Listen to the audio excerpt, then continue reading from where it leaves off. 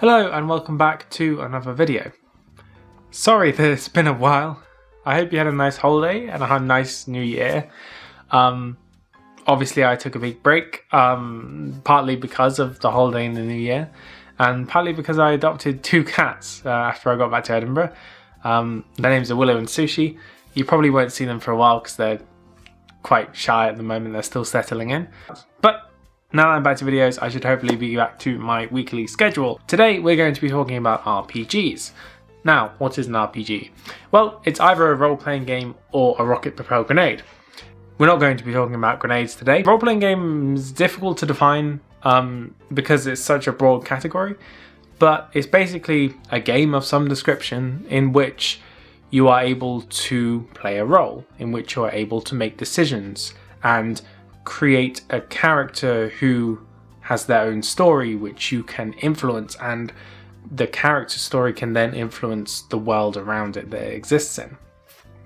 Now, this type of adventure, this type of role-playing game can exist in many mediums. Obviously, the first thing that comes to people's mind is Dungeons and Dragons, which is a tabletop role-playing game. But you can have role-playing games in video games, you can have MMOs, which are role-playing games, you can have choose-your-own-adventure books, which in a sense are role-playing games. And to start this video off, I just wanted to talk a bit about my experience with RPGs. I've always really enjoyed, since I was very young, creating stories in my head. We went on quite a few long car journeys when I was younger, and I would sit in the car and I'd make up stories in my head, make up adventures, make up characters. So that's always been a really big part of what I enjoy and what I do to pass the time. The first big RPG that I can remember playing was Neverwinter Nights and Neverwinter Nights 2, which are video games for the PC. Those two games were based on Dungeons and Dragons, specifically 3.5 edition, and it was basically a video game version of D&D. From there, as I got more into gaming, I would play BioWare games like Mass Effect and Dragon Age. I'd also play JRPGs like Xenoblade Chronicles and Final Fantasy and stuff like that. So I've definitely been exposed to a lot of RPGs.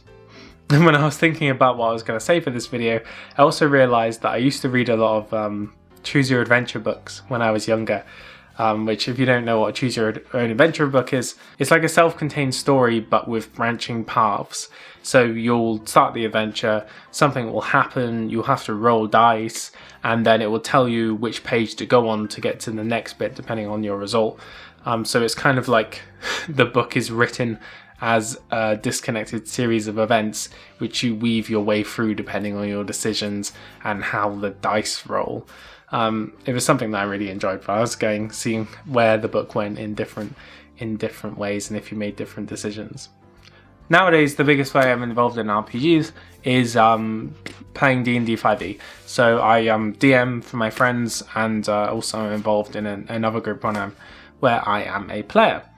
When you're playing D&D, and this applies to any RPGs, but I'll use D&D as an example since it is probably one of the most popular RPGs.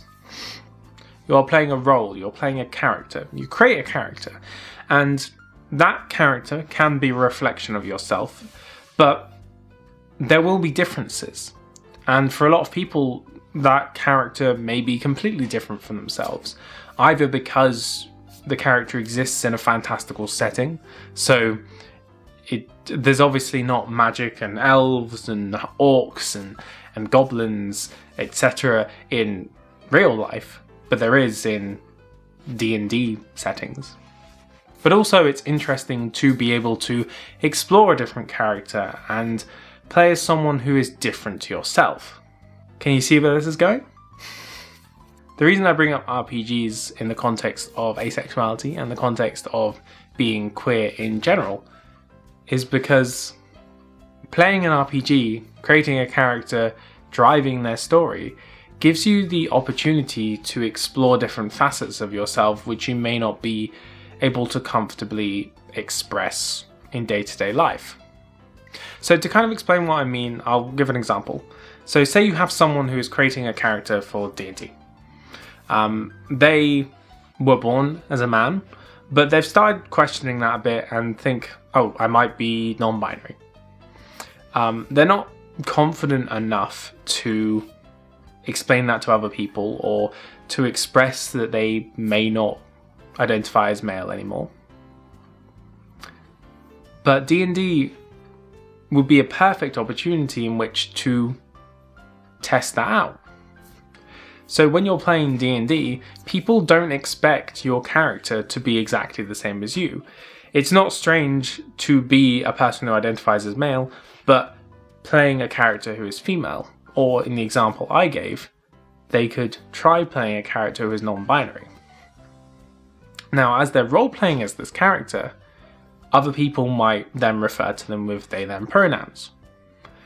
And they can then test in a safe space, which is judgment-free if you're in a good group, whether those pronouns fit and whether being non-binary would make sense for them. So it's almost like a sandbox in which you can explore different facets of your identity, where there'll be less judgment than expressing them in day-to-day life. Since there is no explicit assumption that the character you're playing, will be exactly the same as you, people don't take you playing someone who is different from you as a sort of coming out. And that, I think, is a big reason why D&D and other RPGs are so popular in the queer community. It creates this haven, this space where if there's a part of yourself which you're unsure about, that you're questioning, and you want to explore that deeper without committing to coming out to people, without committing to expressing your emotions outwardly as yourself, you can put yourself in the shoes of a character.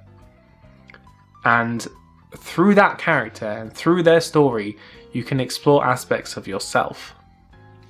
And I think this is really powerful. It can help people come to terms with their identity and make the process of coming out a lot smoother than if they just were to tell people straight off the bat.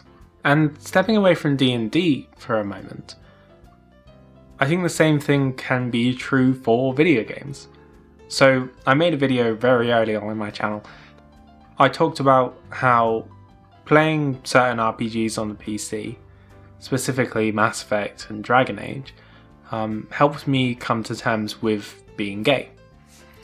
Being able to pursue a romantic relationship with someone of the same gender through a character that I was playing helped me then process the emotions that I was feeling and try to figure out whether I did feel attraction towards men. If I didn't have that space in which to explore, it probably would have taken me a lot longer to come to terms with my homoromanticism.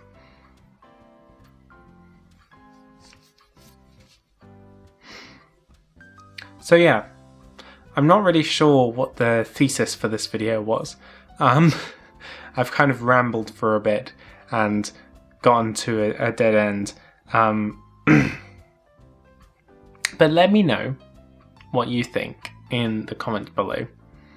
Do you think that RPGs can be helpful for exploring identity? Have they been helpful to you? What kind of RPGs do you play or take part in and enjoy? I know this was quite a subdued way to get back into the videos, but I hope you enjoyed this nonetheless. If you did enjoy it, then feel free to leave a like. I post videos every Saturday, so if you want to see more, then feel free to subscribe. That is all I had to say today. Have a wonderful day, and I shall see you next time.